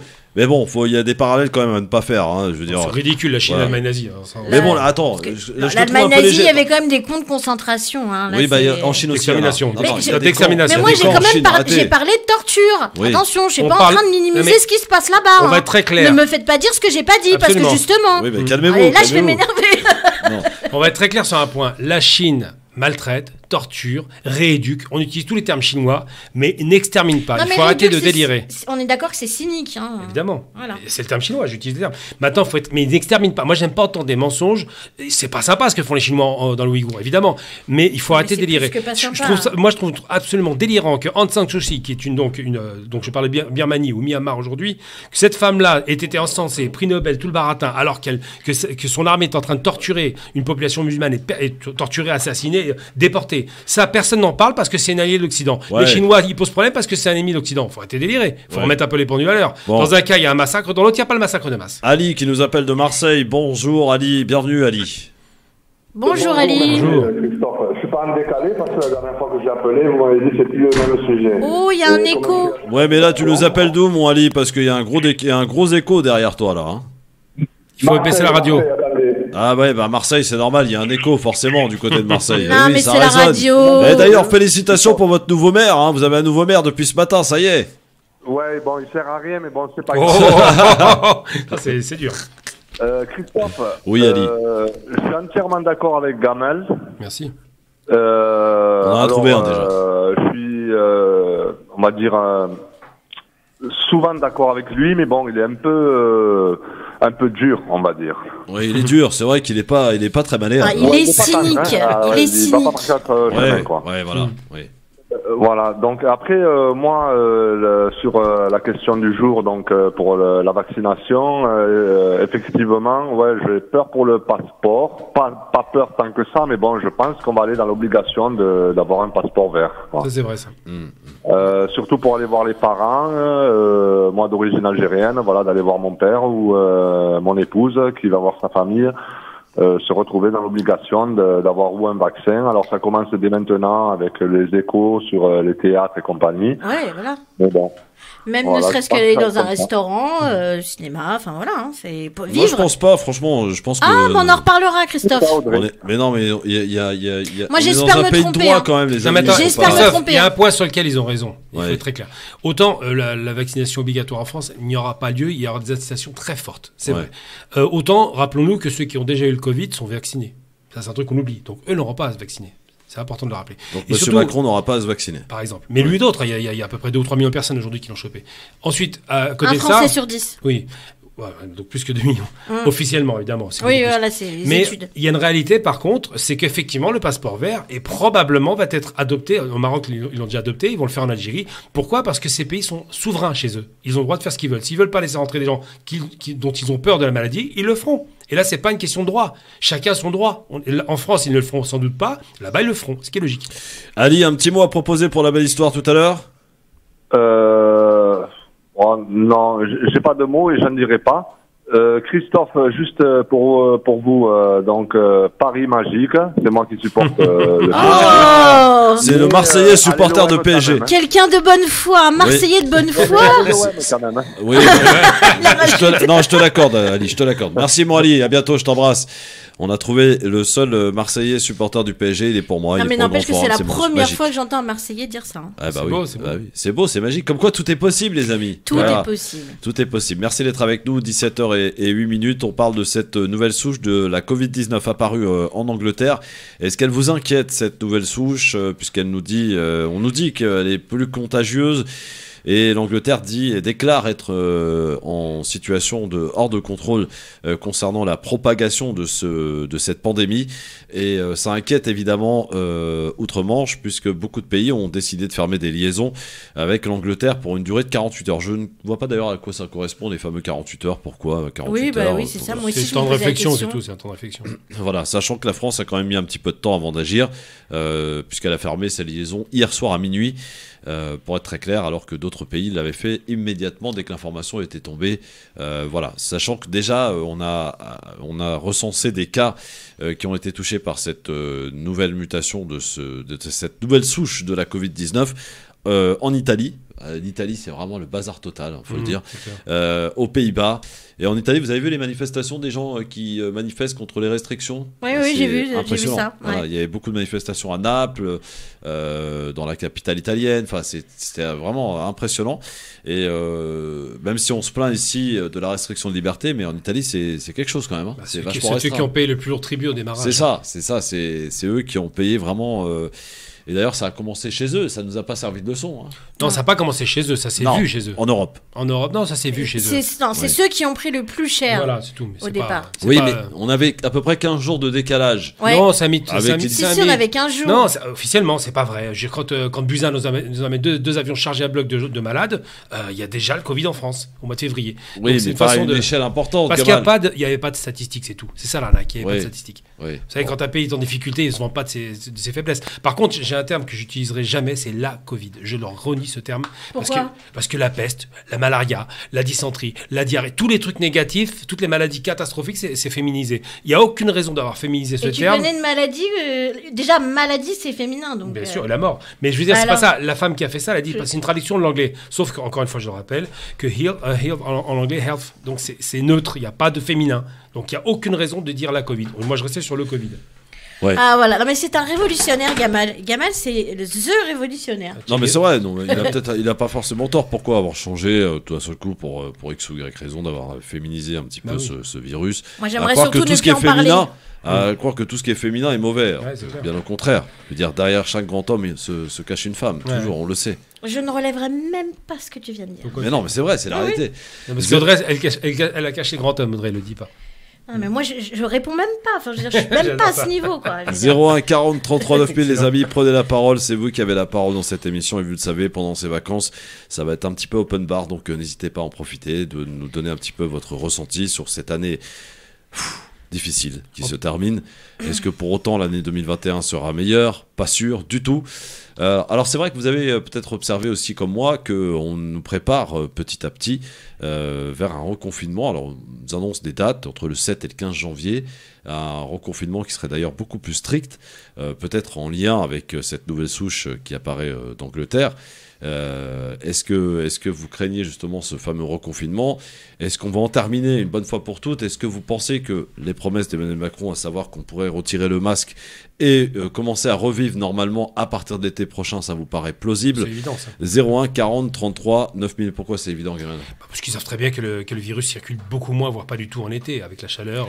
Mais franchement, moi ce qui m'inquiète, c'est que si reconfinement il y a, il va vraiment falloir qu'ils mettent en place des dispositifs pour pallier à la solitude des gens. Parce que là, je parle pas des gens qui vivent en famille. Bon, ok, il y en a, ils pètent les plombs, ils en ont marre, ils vont faire un tour dans le jardin, ils reviennent, pour ceux qui ont un jardin, bien sûr. Là, je suis... Vous dans la cité? Là, c'est le beau, on va dire le beau tableau, mais... Les gens qui vivent seuls, les gens qui sont... Les personnes âgées, surtout, là, je vais en parler d'ailleurs dans mon avis tranché. Enfin, je sais même pas un avis tranché, c'est un hommage. Je veux dire, on oublie que ce confinement, ça a déclenché énormément, et notamment chez les jeunes, les étudiants. Les étudiants là, qui ont dû subir le confinement, qui ont dû passer leurs examens à distance, faire leurs cours à distance. Moi, quand j'ai été témoin, je sais pas si tu as vu, Gamal ou Christophe, sur Internet, il y a des profs qui donnaient des cours et on voit des fenêtres, des centaines de fenêtres. Et à un moment donné, ils se donnent tous un signal et ils sortent tous une pancarte en disant merci, thank you professor, et t'as le prof qui pleure parce qu'en fait il y a plus d'humanité et je sais que ça paraît ça fait un peu de l'angélisme ce que je dis, mais vraiment s'il y a un confinement, il faut vraiment qu'ils mettent en place un moyen de faire en sorte que les gens puissent communiquer. La socialisation, quoi. Parce que alors je parle même pas des personnes âgées qui ne savent pas utiliser Internet. Enfin là je pense juste à mon grand-père, je raconter ma vie. Il a 87 ans, il est illettré, il est italien. Je parle d'internet, il me regarde, il se dit mais de quoi elle me parle. Donc c'est compliqué et on se dit on peut pas aller les voir parce que, voilà, parce qu'il y a des potentiels risques et donc ces personnes-là et pas que, et c'est pour ça que je voulais rendre un hommage aujourd'hui pour ces gens-là et pas que, parce que vous verrez, je pense sincèrement qu'il faut mettre en place ces dispositifs parce que il y a vraiment, même chez les jeunes, ce que je disais tout à l'heure, il y a des jeunes qui témoignaient du fait qu'ils vraiment ils étaient vraiment sur la corde raide et ça c'est une réalité. Nassera, bonjour. Bonjour Christophe, bonjour Nassera. Bonjour à tous vos invités, bonjour à la belle histoire. Je voulais sur le nouveau mutant. Alors visiblement c'est pas la première mutation selon le professeur Raoult que beaucoup décrit, mais c'est pas le professeur Raoult, il a toute une équipe universitaire derrière lui. Il y a eu déjà plusieurs mutants. Alors celui-ci ce serait un nouveau. Peut-être que déjà on n'a pas trop d'informations scientifiques. On sait qu'il est a priori plus contagieux, mais il serait moins fatal. Donc je me dis que peut-être ça va permettre d'avoir en quelque sorte une immunité naturelle, d'avoir ce virus qui serait moins virulent. Et puis des virus, on en a toujours eu. Celui de la grippe, il mute tous les ans. Les vaccins, on est obligé de les faire tous les ans. Donc, c'est vrai que là, on a eu quand même un contexte très, très, très déprimant qui a supprimé, comme vient de le dire votre invité, toute humanité, toute relation humaine. Et les dégâts causés par cette situation de coupure de tous les liens sociaux, notamment pour les jeunes étudiants qui peuvent plus travailler, qui se retrouvent dans une misère pas possible, pour les personnes âgées qui se retrouvent isolées, tout ça c'est quand même très grave comme conséquence humaine, peut-être plus si on peut comparer que les décès qu'on déplore pour le Covid, mais je les déplore et je trouve ça très triste. Je suis entièrement d'accord. Mais voilà. Et puis sur le vaccin, moi je suis très perplexe parce que le vaccin théoriquement ça nous permet d'être immunisés et de pas être contagieux, de pas l'attraper, de pas et quand on l'attrape éventuellement il est moins fort. Quand on attrape la maladie, elle est moins forte. Là, on nous dit ce vaccin, il vous protège pas les autres, il faudra toujours porter le masque et il faudra toujours éventuellement être en confinement et garder toujours les distances physiques. Donc, est-ce que ça s'appelle bien un vaccin ? C'est la question que je pose. C'est la question que vous posez, vous avez raison de la poser. En tout cas, c'est très difficile pour draguer en ce moment. C'est pas le moment d'essayer de trouver de son homme ou sa femme parce que avec la distanciation, c'est un peu compliqué là. Ah oui, c'est vrai, on n'avait pas parlé de ça, mais draguer et d'être dragué surtout. Oui, c'est vrai. Juste avec le regard, mais pour moi qui suis aveugle, c'est un peu emmerdant quoi. Mais bon, j'ai pas besoin d'être dragué ni de draguer, parce que j'ai ce qu'il me faut. Nassera. Surtout le contact social qui est catastrophique. Mais oui. Bah oui, bien sûr, bien on sûr. n'en parle pas, mais il y a des suicides, il y a des enfants des jeunes qui se retrouvent sans pouvoir manger. Les associations, après un moment de stupéfaction, ont réagi, mais ça devient très compliqué. Les cours sont à distance, les gens peuvent pas travailler c'est très compliqué. pour se nourrir. Enfin, moi j'ai l'impression que la psychose, elle est plus importante que le mal. Et puis ce vaccin, moi, il me rassure pas parce qu'il a été fait dans des conditions très très rapides. Et puis en plus, on nous dit, il protège de rien et il modifiera pas les conditions de vie. À savoir, vous porterez toujours le masque, il y aura peut-être toujours du confinement et on sera peut-être toujours en distanciation physique. Donc voilà. Et puis moi, je vous avoue que je suis très critique vis-à-vis du gouvernement Macron. Moi, j'ai l'impression que Macron, il est à la tête du Titanic. La France est devenue le Titanic. Enfin, on a un service hospitalier qui a eu ses belles heures, qui a fait la réputation mondiale de la France. Aujourd'hui, on sait que les hôpitaux n'ont pas les moyens de soigner correctement, d'accueillir correctement, ne serait-ce qu'un virus respiratoire. Et on dit aux gens, restez chez vous jusqu'à ce que vous puissiez plus respirer. Et à ce moment-là, venez, on vous accueillera en hôpital. Enfin, le professeur Raoult et l'Institut universitaire de Méditerranée, ils ont mis en point des tests PCR qui vous donnent des résultats en 20 minutes. Comme partout maintenant. Ils ont testé plus de 5 000 personnes. C'est ce qu'ils nous avaient vendu au départ. Hein. Nassera, un petit mot à proposer pour la belle histoire? Ah bah écoutez, espoir. Ah, vous avez dit le même mot que moi. Ah bah non, faut changer. Ah bah alors je vais en proposer un autre. Humain. Humain. Voilà. D'accord, espoir humain. Ah, on est sur la même longueur donc. Merci Nassera, merci Exactement. à vous. Merci de m'avoir écouté et continuer comme ça, et j'espère que l'année prochaine ce sera une année qui nous fera oublier 2020. Oui, pas sûr. Merci beaucoup Nassera. Dans un instant, un petit zapping des enfants et puis on écoutera le petit hommage d'Audrey Pronosti. Vous continuez de nous appeler, évidemment, le standard vous est ouvert. En cette période de vacances où nous sommes en direct pendant ces vacances, 01 40 33 9000, Gamal Abina, Audrey Pronosti sont avec nous jusqu'à 18h.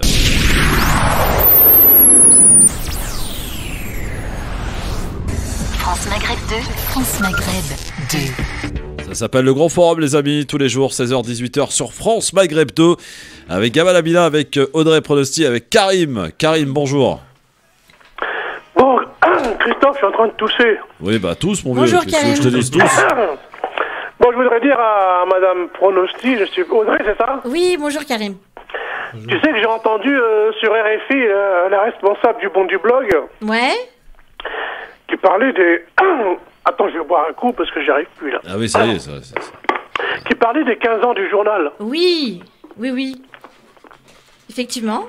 Et j'étais vachement étonné que avec si peu de budget, vous arriviez à faire autant de choses. Hein. Ah ouais, non, mais quand on a beaucoup d'énergie... Ah oui, bah, dit, hein, parce qu'avec 10 000 € de budget, faire tout ce que vous faites, franchement, c'est... Et franchement, l'équipe, elle est vraiment au top. Hein. Je dis pas ça parce que j'y bosse, mais vraiment, l'équipe, elle est au top. Et on a une directrice et un rédacteur en chef. Enfin, voilà, ils sont... ah oui, je l'ai entendu, franchement, bravo. Hein. Vraiment. Bon, je vais dire un truc qui va fâcher, puis après j'ai une question à poser à Gamal Abina. Oui, vas-y, fâche. Bon, j'essaie de reboire un coup. Moi, avec ce qui s'est passé avec Miss France, est-ce que j'ai le droit, moi, Karim, de dire que l'antisémitisme est une cause qui ne me concerne pas? Totalement. Et en quoi ça ne te concerne pas, Karim? Parce que j'estime que ces gens-là tirent toujours la couverture pour eux et aucun autre racisme ne les concerne. Donc moi, j'ai le droit de dire que ça ne me concerne pas. On peut nuancer le propos, parce que, aux États-Unis, en fait, par exemple, c'était les Juifs qui portaient la cause noire par rapport au racisme. Mais c'est même pas ça, c'est que ça nous concerne tous, parce qu'a priori, une jeune fille qui se présente à un concours de beauté, effectivement, elle se dévoile, elle dit qui elle est, et sous prétexte qu'elle est italo-israélienne, tout de suite elle se prend un taureau d'insultes. C'est factuel, quand ça. La jeune fille qui s'est présentée à un nouveau talent et qu'on a viré de la chaîne, est-ce que le ministère a porté plainte, par exemple? Non, mais d'accord là-dessus, mais... mais je sais pas si on peut vraiment mettre ça sur le même... Non, pas sur ce terrain. À mon avis, c'est une erreur. À mon avis, ce n'est qu'à mon avis d'aller sur ce terrain-là, c'est-à-dire d'opposer les uns aux autres, le racisme face à l'antisémitisme. Non, mais c'est pas nous qui faisons cette hiérarchie. Ben si, tu tombes dedans. C'est l'État qui l'a fait, c'est l'État. Quand il s'agit de victimes musulmanes, il n'y a jamais de prise de conscience, il n'y a jamais de manifestation, il n'y a jamais de prise de conscience du ministère, il n'y a jamais de... Le procureur de la République ne s'auto-saisit jamais. Jamais j'ai entendu un procureur de la République s'auto-saisir pour un problème d'islamophobie. Jamais. Oui, bah écoute, c'est peut-être aussi... hein. C'est peut-être aux gens de cette communauté de... Non, mais par contre, Karim, c'est vrai, je pense que si on est en perpétuelle opposition, c'est pas du tout comme ça qu'on va résoudre le problème. Citez-moi un cas où il y a eu un problème de racisme. concernant les musulmans, et le procureur de la République s'était autosaisi, ou le ministère de l'Intérieur a porté plainte, ou le porte-parole de LR a pris position, je peux donner le cas, ou le Premier facile. ministre est intervenu. Si Oui, c'est moi, on a un cas. On en a eu des cas. Dans le train, le maghrébin qui a été jeté par les skinheads dans le train, il y a une autosaisine immédiate du parquet. Oui, mais ça, tu me parles de quoi? De trucs que le film a fait. Non, pas le film, non, on parle pas du film, on parle du fait. Du fait qui a inspiré le film. Oui, mais dans ces cas-là, on ne peut pas se dire, voilà, on va compter les points, il y a plus d'indignation dans un sens, dans l'autre. Je me sens pas concerné par l'antisémitisme, j'estime que c'est mon droit. Voilà. Maintenant, je voudrais poser une question à Gamal Abina. Gamal, écoute, Gamal. Quand on stérilise 85% d'une population, est-ce que c'est un génocide ou pas? Je la sens la question. Très bonne question. Non, mais je sais pourquoi. Non, parce que c'est le cas. C'est le cas. Très bonne question. Je suis désolé, c'est pas moi qui le dis. Je peux répondre à la question peut-être. Du Parlement européen. Oui. 85% des femmes ouïghours ont été stérilisées. Okay, c'est bien une volonté d'extermination. C'est un rapport on parle pas d'extermination pour commencer. Ah bon, alors c'est quoi alors? On va y arriver. Moi j'aime les sources. D'où le Parlement européen tient-il ses sources? Ah bon, et toi, d'où tu les tiens? Non, mais moi, je ne dis pas que c'est vrai, que c'est pas vrai. Je dis d'où ça vient. Quand on est ennemi... Ils ont fait des rapports, ils ont eu des rapports européens. On a vu bizarrement, ce même Parlement européen, on l'entend pas sur la question, par exemple, des massacres avec Aung San Suu Kyi en Birmanie. Ça, on l'a pas entendu. Ça, c'est bizarre que personne n'en parle. Et pourtant, là, il n'y a pas des sources. Il y a des images, des vidéos, des témoignages par milliers. On n'en parle jamais. Moi, je dis pas qu'il n'y a pas de torture et de massacre, entre guillemets, en termes idéologiques chez les Ouïghours. Je dis que dans un autre pays, les massacres sont avérés et tout le monde s'en fout. Je comprends pas ce deux poids deux mesures. Dans un cas, la Chine est ennemie, donc l'ennemi, on peut en parler. Et dans l'autre cas, le Myanmar, donc l'ex-Birmanie, est un ami, on n'en parle pas. Dites-moi pourquoi. Là-dessus, tu as raison. Voilà, mais merci. moi, ce que je te reproche, parce que je te suis un petit peu sur Internet et un petit peu, c'est que tu as une promptitude inégalable à réagir dès qu'il s'agit d'antisémitisme, mais dès qu'il s'agit d'islamophobie ou comme tu dis toi, je refuse l'islamophobie, je préfère parler de racisme anti-musulman. Absolument. Tu es toujours à mettre de l'eau dans ton vin. Je mets pas d'eau, je ne bois pas de vin pour commencer. Mais je ne bois pas. Tu es payé et combien tu es payé je suis payé pour faire ce que tu fais. Je suis payé. Merci Karim pour cette question. Je vais répondre à la question. D'abord, je suis payé par moi-même pour commencer. J'ai besoin de personne pour me faire. Je doute fort. J'ai ma petite boîte, c'est dommage. Je suis suffisamment talentueux. Si, ça suffit. Je suis suffisamment talentueux pour ça. Ensuite, je suis le premier à combattre le racisme et l'arnaque de ce qu'on appelle l'islamophobie. Ah bon, c'est une arnaque. Il y a pas de haine anti-musulmane en France. Non, c'est une haine anti-algérienne en particulier et maghrébine en général. Ne fais pas de généralité, par contre. Je vais donner juste une chose pour être très clair. Plaît. Je dis, sur la question palestinienne, puisqu'on va parler des choses qui fâchent. Je suis pas parler de palestinien, moi. J'en parle. Je dis sur la question palestinienne. Oh, il faut être antisioniste parce que c'est une idéologie raciste. Je le dis. Je dis que ça, il faut le combattre. Et je dis que de l'autre côté, celui qui va attaquer un juif parce qu'il est juif, je le combats aussi parce que ce sont, et je rappelle la fille qui a été insultée, une maghrébine aussi. Donc il faut faire. Entretenu le racisme anti-musulman. Tu veux que je te donne la liste, moi? Il est entretenu par qui ça m'intéresse? Oui, je vais te dire, moi. Il est entretenu par la Ligue judéo-sioniste. C'est bien. Donc les catholiques ne sont pas concernés. Les catholiques, ils sont moins anti-musulmans. Ils ont fait 9 croisades. Il vous faut quoi pour comprendre? 9 croisades. On les a oubliées, ces croisades? Il n'y avait pas de juifs à l'époque. De nous ramener au Moyen-Âge. Mais non, le Moyen-Âge, il est actuel aujourd'hui. Qui soutient Israël? C'est les catholiques. C'est les chrétiens. C'est les évangélistes, mais ils les soutiennent. Non, les catholiques. Les catholiques. Oui, mais ils les soutiennent pour des raisons antisémites parce qu'ils partent du principe pas du tout. En ramenant les juifs en Israël, le Messie va revenir, c'est tout. Ça, c'est une lecture évangéliste. Je parle des catholiques. Quel rapport? Il n'y a pas de rapport. La question qui se pose aujourd'hui, c'est qui est à la manœuvre. C'est pas ces juifs. Ah bon, parce que donc Golnadel, Lévy... Mais c'est un clown, il compte pas. Mais il compte pas. Ce sont des porte-paroles, ils comptent pas. C'est ceux qui donnent l'argent qui comptent. C'est pas ces clowns. Ces clowns ne comptent pas. Ils n'ont aucun intérêt. Ce qui est important, c'est de savoir qui manœuvre. Le pouvoir médiatique, parce que je vais te dire un truc. Non, le pouvoir médiatique, c'est celui qui paye. Les terroristes, certes, tiennent la Kalachnikov parce qu'ils arment les bras, mais les sionistes arment les esprits. Très bien. Donc moi, je vais dire une chose simplement. Je prends un exemple très concret. Eux, à force de pousser les gens dans leur retranchement et à force d'humilier les musulmans partout dans le monde, ils poussent les gens à commettre l'irréparable. Je vais donner un exemple très concret. Je vais donner un exemple très concret. Là, vous venez de me dire Zemmour et vous venez de me dire Finkielkraut et je ne sais qui encore. Le troisième, c'est. Je sais pas, Zemmour, Golnadel, moi, je dis, on va y arriver. Moi, il ne m'intéresse pas. Ce qui m'intéresse, c'est l'homme qui. Mais pourtant, c'est eux qui font l'opinion. Non, ils font rien du tout. C'est l'homme qui les paye qui fait l'opinion. C'est monsieur Bolloré. C'est lui qui les paye. C'est lui qui a le pouvoir. Eux, c'est des clowns qui sont là, qu'on place et qu'on dégage. Donc, faut arrêter de délirer. Si vous n'êtes pas capable de comprendre que celui qui paye est un catholique breton et qu'il sait ce qu'il fait quand il va à la manœuvre. Donc, tu dédouanes tout le monde, c'est bien. Je ne dédouane pas, je dis qu'il y a celui qui est payé, celui qui paye. Celui qui paye a le pouvoir. Il dit la vérité, ça par contre, c'est vrai. En fait, il essaie. Et là, pour le coup, Gamel, je suis d'accord avec toi. Je suis pas tu veux qu'on se pas mange tout une le temps petite d'accord, mais soupe là, ensemble, si ce tu que veux tu dis, c'est. En fait, il faut savoir comprendre le discours de Gamel. Son discours est extrêmement cynique, mais tellement vrai. Et derrière, c'est quoi qu'il y a derrière? C'est l'argent. Bien sûr. Voilà. Et qui tient l'argent? Les Bretons en France, dommage, hein, c'est pas les banquiers juifs. Les Bretons Combien vous connaissez banquiers juifs? Vous en connaissez 2. Combien vous connaissez banquiers chrétiens? Vous en connaissez aucun. Vous ne connaissez aucun banquier chrétien parce qu'ils ne se montrent pas. Ils vous mettent les juifs en avant. Gamal Abina, je vous donne son adresse pour un redressement fiscal. La volte-face, ça ne réussira jamais, Gamal. Comment? Arrête. Comment? La politique de la volte-face. Mais il n'y a pas de volte-face. Je suis cohérent. Moi, je suis dans la profondeur historique. Vous ne l'êtes pas. Vous êtes dans l'histoire instantanée. Moi, je vous dis que l'histoire, elle a quand même 1400 ans pour le monde musulman et il y a à peu près 1000 ans de croisade. Il faut être un peu raisonnable. Il faut réfléchir une minute. Et c'est vrai que les Bretons, c'est pas d'hier qu'ils sont. C'est pas d'hier. Mais c'est il y a fait longtemps. Moi, j'aime bien la Bretagne. Quand on a 1000 ans. Moi aussi. Non, mais faut pas mélanger le peuple et les dirigeants. De judéo-fasciste. Mais ça veut rien dire judéo-fasciste. Ah bon, alors islamo-gauchiste, ça veut dire quelque chose. Ça veut rien dire non plus. Non, c'est une arnaque. C'est une grave insulte. Ce sont des barbarismes. C'est des arnaques intellectuelles pour essayer d'annuler la pensée. Je vous donne un exemple très concret.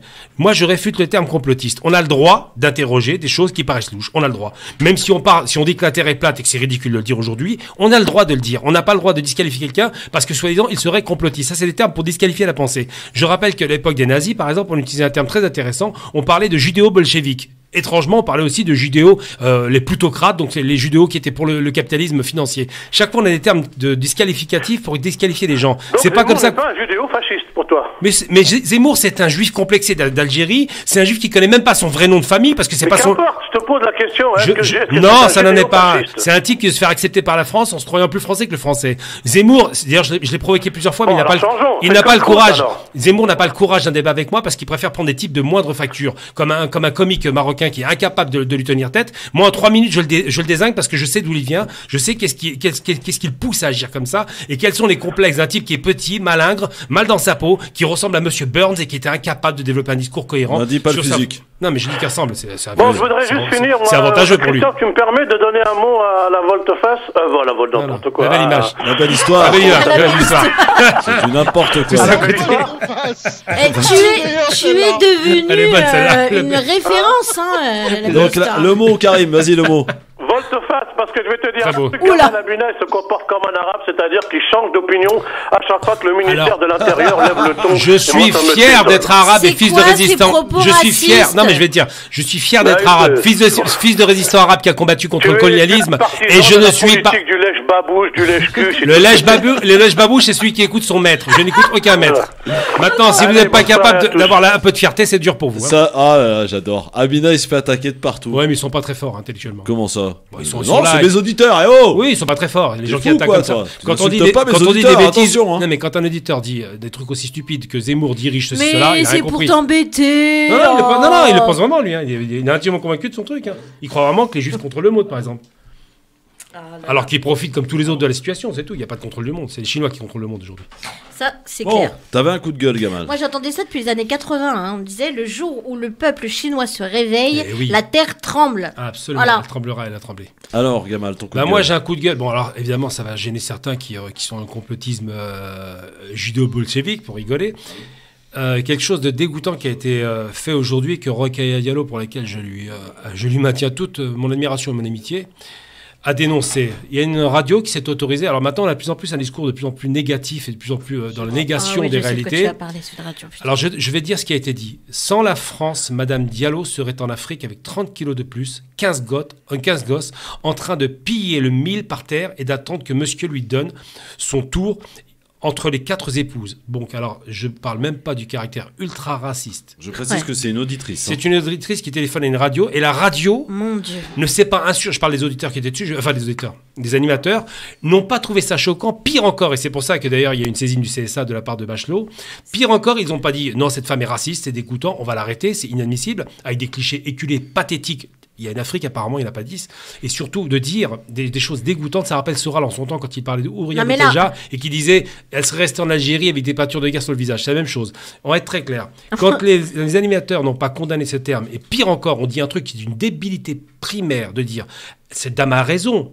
Ça prouve qu'il n'y a pas de racisme en France. Vous vous rendez compte de la démonstration débile. Quand on sait qu'on parle de l'une des intellectuelles les plus pertinentes de notre pays. Mais quand bien même, ce serait juste une marchande de poissons. Oui, non, on est d'accord. Je même pas là-dedans. Ce que je veux dire, c'est que les animateurs ont dit, et c'est pas la première fois que j'entends ça. Il y a beaucoup de jalousie aussi. Hein. Oui, c'est normal, c'est des ratés. Ça prouve qu'il n'y a pas. Gamal, arrête de nous faire des ennemis. Non, il n'y a pas d'ennemis. Moi, je suis prêt à les recevoir s'ils sont capables de son courage. Non, c'est pas ça. Tu sais très bien qu'aujourd'hui, maintenant. Non, mais Bachelot a pris le sujet en main. Très intelligent pour dire des propos pareils. Et les propos sont les propos sont racistes et ouvertement racistes.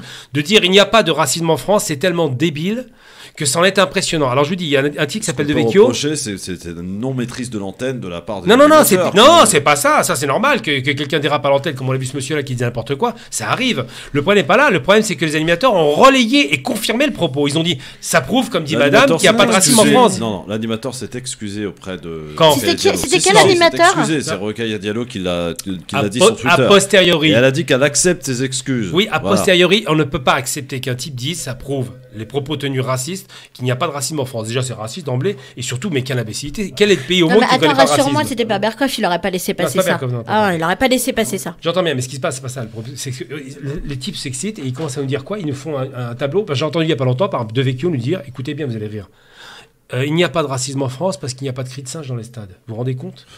Alors qu'en Italie, il y a du racisme. Il n'y a que ça. Et pourtant, mais c'est vrai. Moi, je rappelle je rappelle une belle époque. Vous avez peut-être pas connu le COP Boulogne. Quand un type qui était bronzé, anti-arabe, africain, noir, allait là-bas, il se faisait massacrer par les skins. Certainement parce qu'il marchait pas dans les clous, on ne sait pas, mais c'est pas du racisme, semble-t-il. Il faut être très clair. Cette négation d'un mal qui s'appelle le racisme et qui continue à être nié en France par certains idéologues, va continuer à pérenniser le racisme. Donc, une bonne fois pour toutes, il faut dire qu'il y a un problème de racisme et il faut le régler. Et pas nier le cancer. Ouais. Bon, alors on va enchaîner avant d'écouter Audrey dans un instant pour son hommage avec Nabil d'abord. Bonjour Nabil. Oui, bonjour Nabil, bonjour à tout le monde. Bonjour Nabil. Moi c'est Christophe, vous c'est Nabil, tout va bien. Nabil, vous nous appelez d'où? Bonjour Christophe, je vous appelle de Paris. C'est l'émotion. Sois le bienvenu mon Nabil, qu'est-ce qui se passe? Merci, rien. Il est tout bon là. On l'a fait rire avant même de parler. Avec un collègue à moi.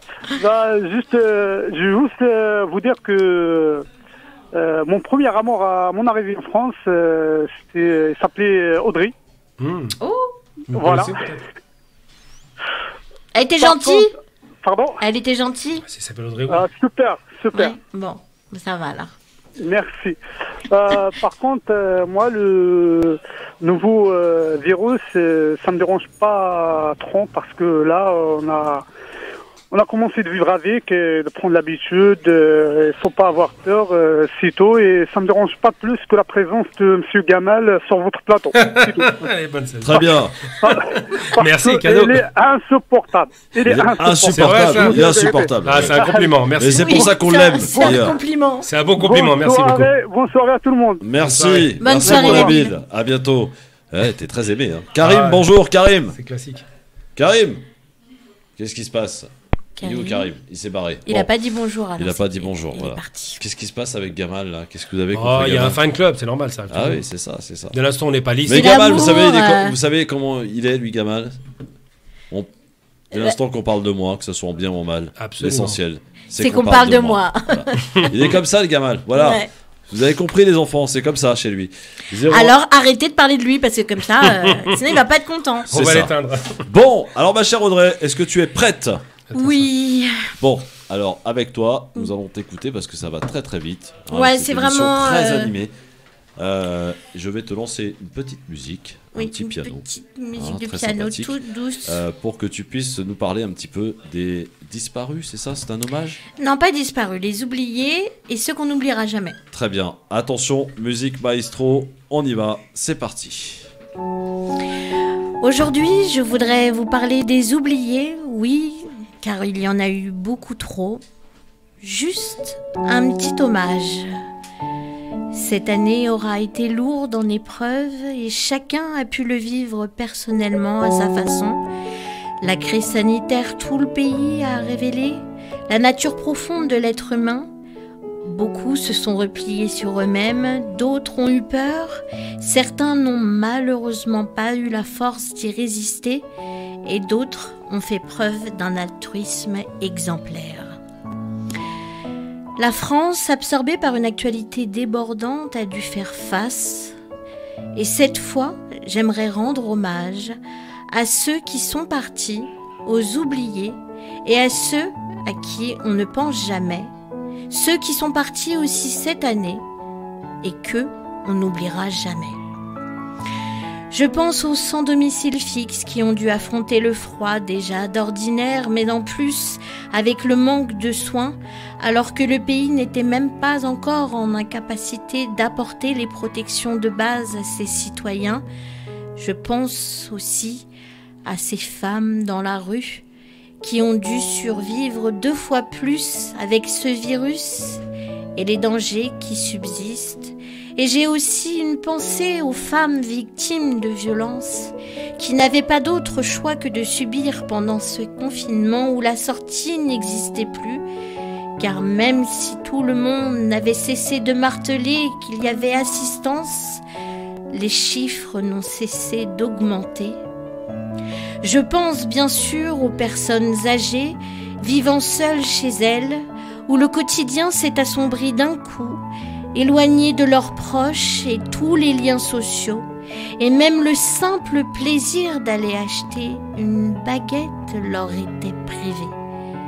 Je ne parle même pas des EHPAD où patients et personnels soignants se sont retrouvés en vase clos, submergés par une charge de travail tellement importante pour laisser place à l'humanité.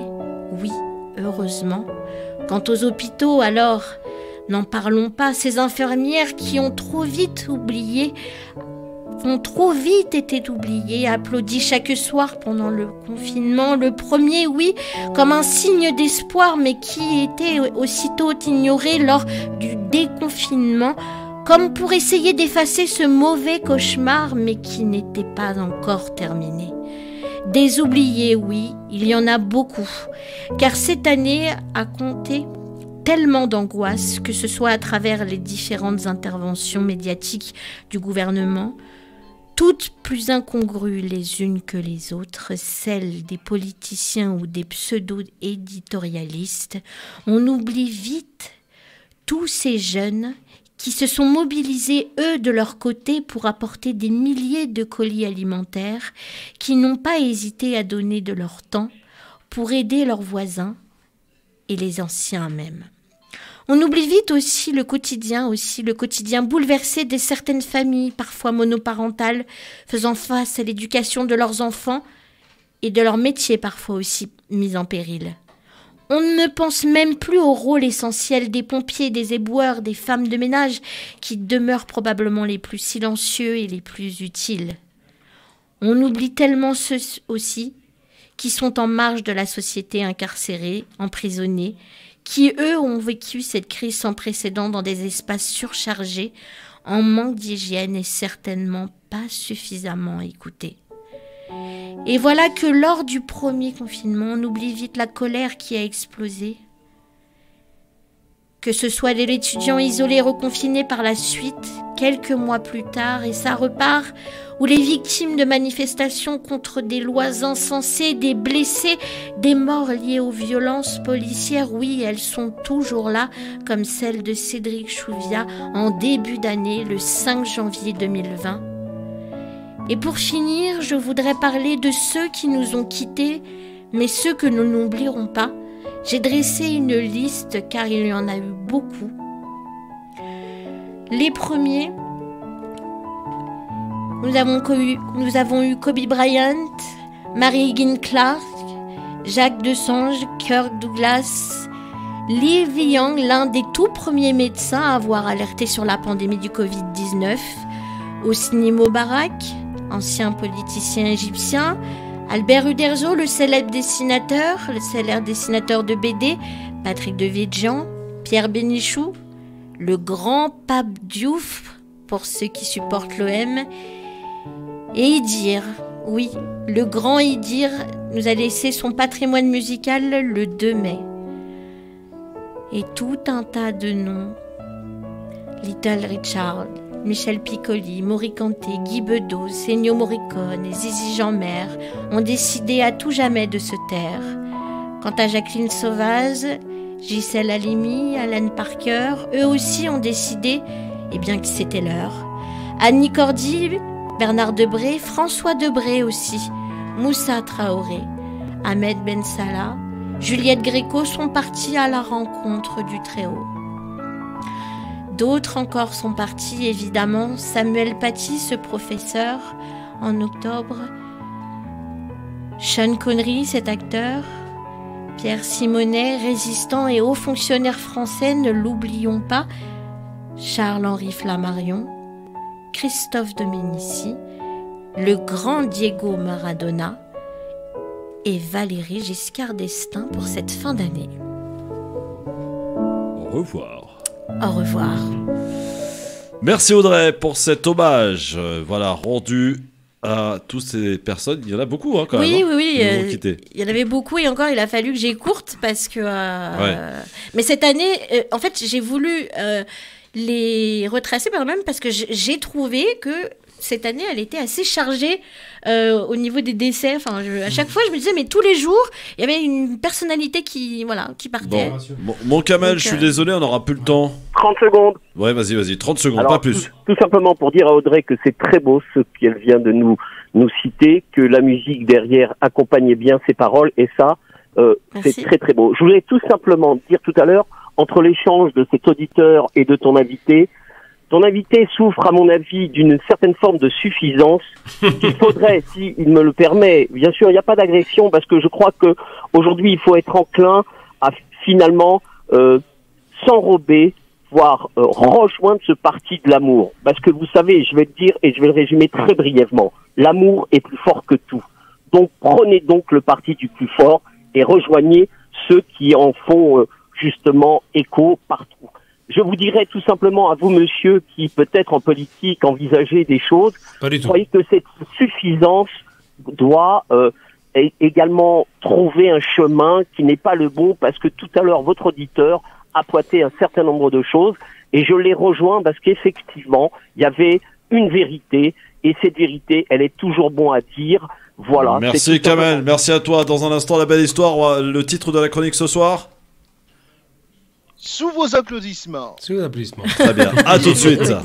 Le Grand Forum sur France Maghreb 2, cette émission qui a été très agitée aujourd'hui, sympathique en tout cas, échange houleux, bien entendu, et Gamal Abina et donc Audrey Pronosti étaient de la partie.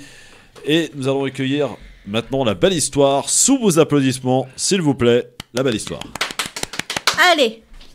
C'est parti. Sous vos applaudissements. Nous voilà arrivés aux 10 derniers jours de l'année. Cette année 2020, vide de sens et dont la constance fut de réduire la vivacité de nos vies, la mort rôde depuis près d'un an, pesant et même passant encore plus inaperçu que d'habitude. Au Royaume-Uni, le Brexit devient effectif car de nombreuses grandes puissances ont dit exit à Boris S.J. Johnson, qui constate l'incontrôle d'une souche de virus. Je dois dire que d'ailleurs le Covid-19 est la souche du virus, et c'est une variante. Voilà, c'est ce qu'on appelle le SARS-CoV-2 et non pas, comme diraient certaines blondes écervelées, le Schwarzkopf-2. Non mais oh là. Non, mais il y en a qu'une alors. Je rigole, Audrey. D'ailleurs, tu n'es pas blonde. Et tu es écervelée. Éprouve ton illustre intelligence. 2021 s'annonce comme 2020 et nos politiques tâtonneront et nous ferons un cirque sans espoir aux comédiens qui nous interpréteront la convention écologique du virus, la convention écologique virale du COV-21 au théâtre de l'Empire 2021. Sous nos applaudissements, je dirais même, d'après mon ami Gérard Larcher, sous nos assoupissements sanitaires. En France, comme d'habitude, on propose une campagne de vaccination pour la fin du mois, à l'heure où le pays déploie pour Noël son buffet campagnard, à l'affût d'un Pascal Praud, en journaliste charognard. Ne ratons pas la moindre erreur d'un Jean Castex cherchant ses lunettes et ne réclamant pas à Afflelou sa deuxième paire de coronets. L'uniformité n'est pas de mise. Quand l'honnêteté et le courage manquent à nos dirigeants pour donner des directives claires. Mais vous le savez, je suis un vrai anticonformiste, humoristique, comme Gamal d'ailleurs. Notre France aime trop la polémique et on est dans la recherche de l'embrouille en permanence, au point d'avoir des vieux clivages revenir à la charge en permanence, mais vraiment en permanence. Gamal Abina est sans doute le plus grand polémiste que je connaisse. Oh non, faut pas mentir. Je suis Gamal pour ses caricatures, je suis Christophe pour sa voix, je suis Audrey pour son panettone italien. Faudra me le servir d'ailleurs. Merci. Lol. T'as pas choisi le meilleur plat, hein. Moi, Mais je suis pas Gamal quand il est hargneux. C'est une teigne, Gamal. J'adore. Il a été élevé à la Didier Raoult. Salut, c'est Didier Raoult, c'est génial. Attends, c'est génial, vraiment. Et moi, Gamal, c'est mon frère. J'aime bien quand il y va à la castagne, à la bagarre. Et vous avez remarqué qu'il est pas malade. C'est vrai qu'il est pas malade, parce qu'il a compris que le remède, c'est la clochine. Allez, musique. Et on fait tout, et on fait tourner tous pour Gamal. Et on lui parle, ça fait très mal. Vous faites comme lui et on prescrit. Contre la grosse connerie, on prescrit la clochine. En ce 21 décembre 2020, je pense aux oubliés, aux SDF, et non pas aux ZDF, la télévision allemande, aux femmes violentées, à nos soignants et à nos aidants, aux bénévoles d'associations Terre. Vous nous avez grandi. Et on n'oubliera jamais ce que vous avez fait, votre mobilisation durant le confinement. Votre grandeur, votre mobilisation durant le confinement a été exceptionnelle. Votre grandeur d'âme redonne foi, comme dirait ma chère Nassira, en l'humain. Il y a 40 ans, le dimanche 21 décembre 1980 sur Antenne 2, une grande émission intemporelle existait. Vous savez tous de quelle émission il s'agit? Non. Bah non, dis.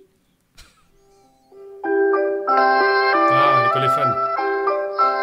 L'école des fans. Oh, ça me replonge en enfance. Bonjour et bienvenue sur le plateau du Théâtre de l'Empire pour cette émission qui revient après 2 ans et demi d'absence, l'école des fans. L'école des fans avec notre ami Gamal qui est là, le petit Gamal. Allez, viens Gamal, viens. Jack Sous vos Martin. applaudissements. Gamal, alors Gamal, comment tu vas? Ben, je vais bien, merci.